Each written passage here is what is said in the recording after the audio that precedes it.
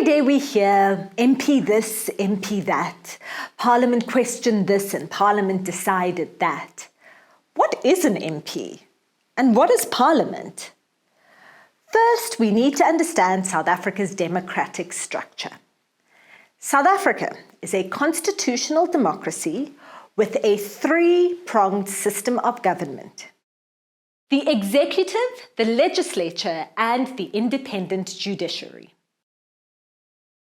There are three spheres of government: national, provincial, and local.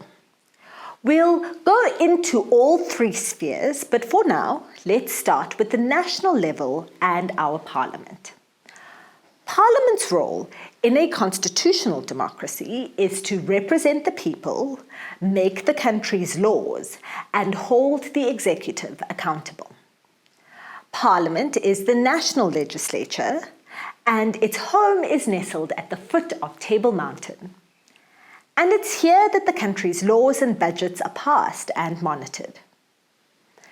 Parliament consists of two houses: the National Assembly and the National Council of Provinces. Each house has its own distinct role and function. The National Assembly looks after the national interests, and the National Council of Provinces looks after provincial interests. And we'll go into that a bit later in the course.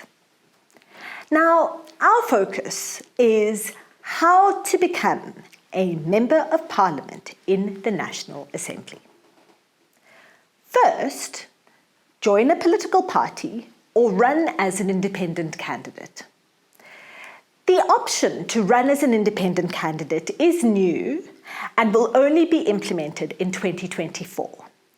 We'll talk about this a bit later in the course, so let's first look at political party members.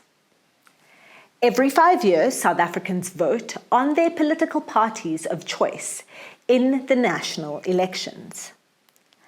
How many votes are cast for each party determines how many seats that party is allocated in the National Assembly. The number of seats a party is allocated is equal to the percentage of the vote that they win in an election. Each party chooses their individual representatives who will sit in the National Assembly.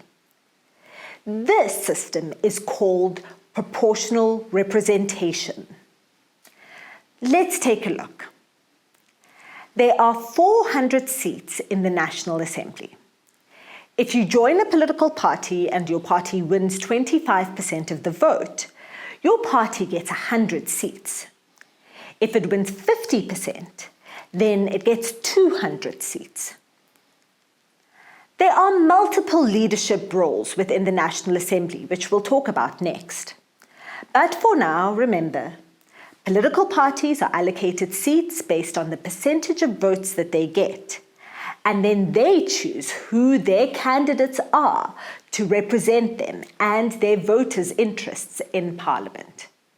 Those candidates are members of Parliament. We'll call them MPs, and their role is substantial.